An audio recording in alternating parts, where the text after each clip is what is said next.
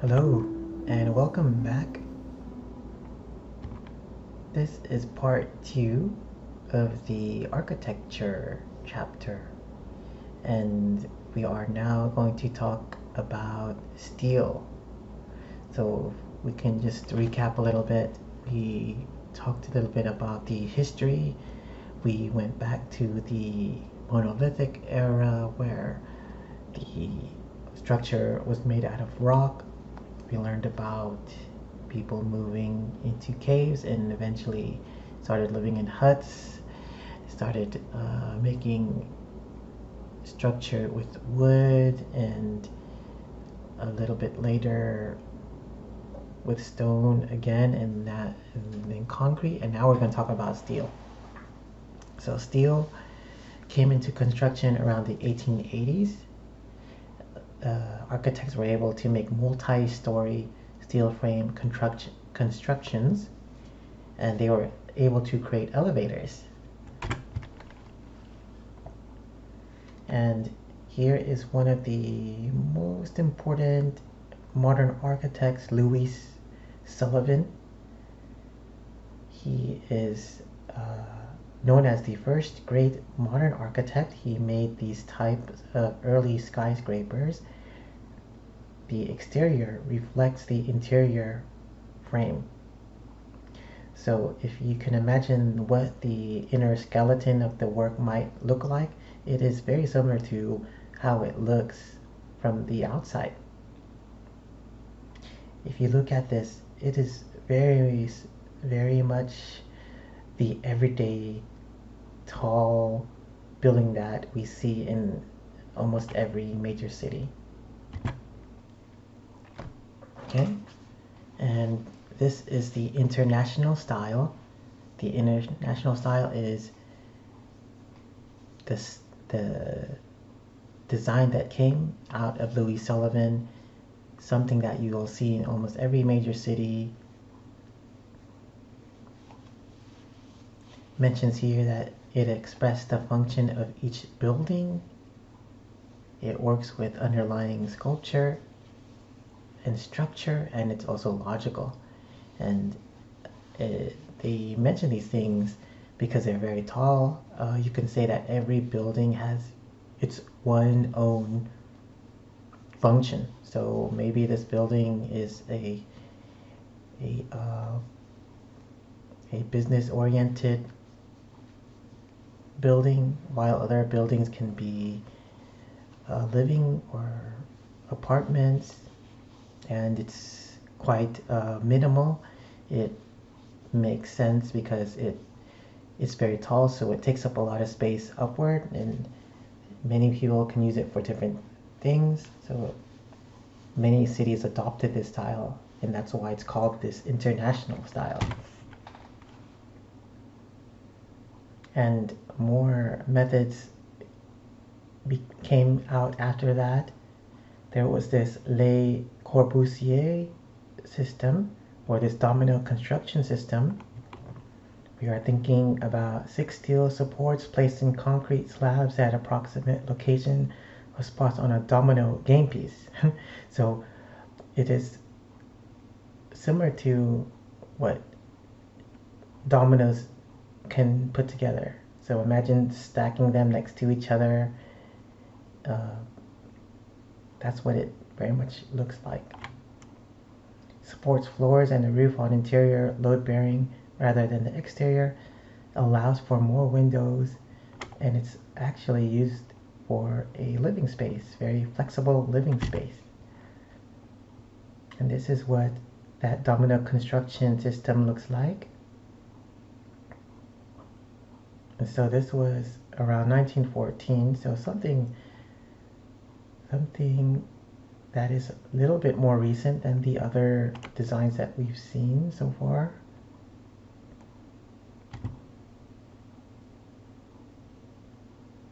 And this is one of the famous architects or art movements, actually, the Bauhaus movement. That started by this man here, Walter Gropius. This is a style that came out of Germany. What Walter Gropius ended up doing with architecture was he created these curtain walls that were made of glass. So if you see buildings where the exterior is mostly glass, you can say that Bauhaus is one of the pioneers of that design. And as we move forward with architecture and their design, let's take a look at this one here. And if you could think about the international style, where the buildings were very convenient, they were very straightforward, they were built for one particular function, they were narrow, but they also had very useful uses of space. And if you look at this building here, you can say that it doesn't exactly have that same design. For one is the top looks very extravagant. It's a little bit more decorated. And if you look at the patterns and the lines underneath it, that somewhat round shape, and then you see what appears to be these step-like designs underneath that. This is a little bit more of a decorative style, something that emerged out of the international style. They were trying to move away from that. And this is called Art Deco, an abstractly decorated response to stripped down international style. This is the Crest Building by Edward F. Sibbert, made in 1935 in Hollywood, California. So the Art Deco style was really about embellishing on what they already had. Why do the same design over when you can be a little bit more expressive? Here is another design very similar to the Louis Sullivan building. This is a steel frame construction. This is actually made of bronze. The architect is Ludwig Mies van der Rohe and Philip Johnson. This architect here, Van der Rohe, he will be on the quiz, so get to know his name. This is the Seagram building. Something that he was trying to push forward, this idea of embodies less is more. It's almost as though the building itself wasn't even painted or decorated. You could say that it was thinner and it was lighter than the previous buildings, but it was still very sturdy, still very convenient, in that it had a very strong functional aspect, but a little bit simpler. And if we take a look at this architecture here, very, very interesting, very, very expressive. If you happen to travel a lot, maybe you've been here. I actually was able to come here one time in my life. This is the Denver International Airport in Colorado. And if you look at these interesting designs, these tent-like designs, they were actually there to mimic the Rocky Mountains, which were a big part of what Colorado was all about. And if I can remember, I can tell you my story of my experience going to Denver. It's actually a layover. I was on my way to New York, and so we stopped in Denver, and I just remember arriving at the airport and taking those, I can't remember the name. It's not an escalator, but it's just those conveyor belts that just go straight.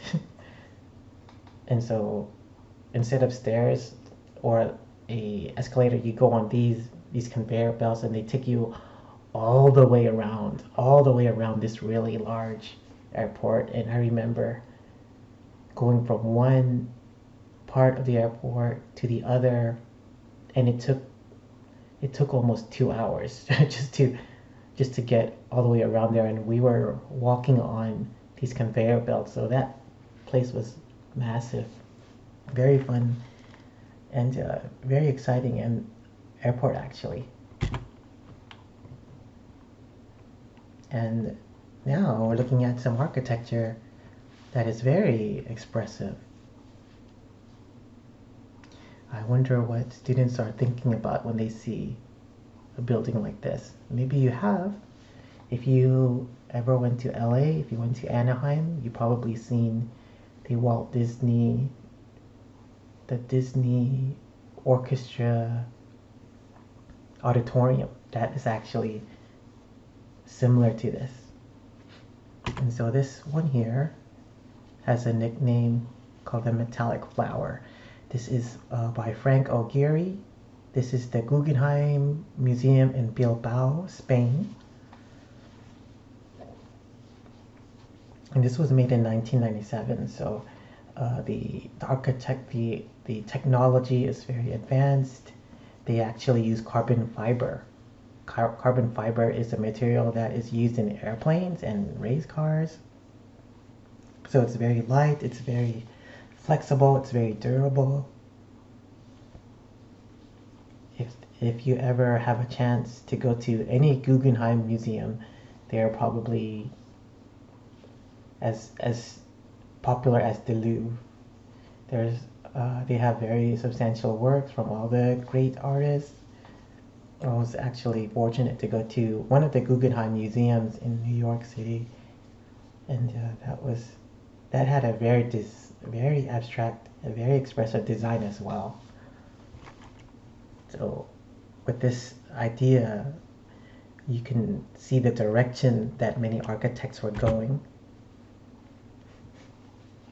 And so we had buildings like this, the DSDHA Alex Monroe jewelry store. It was made out of this cross-laminated timber, which allows for the building to be more durable during things like earthquakes. So if you can imagine, the walls are built very close together, and that it actually allows for a little bit of movement, so that if anything were to happen, if they were to experience any kind of destruction, it would absorb the impact in comparison to other types of materials. Something about this, it's also a carbon neutral building material. It was a lot more environmentally friendly. And if we look at this architecture here, this house was actually shown in a couple TV shows.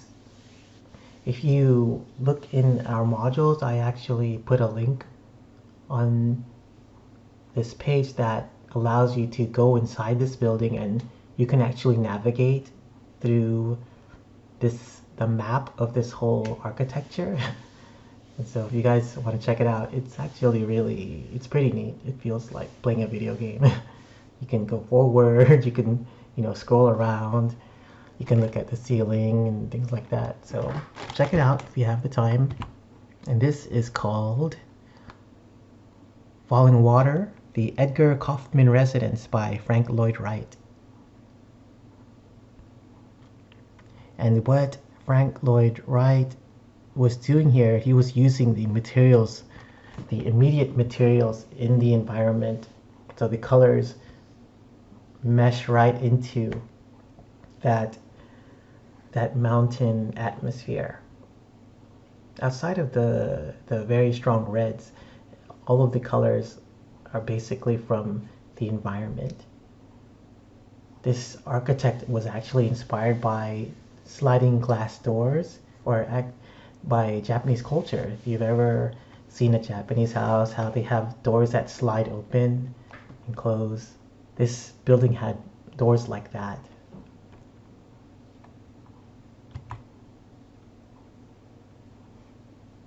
So here are the links. You can't click it on here, but click it on the check it out on the modules.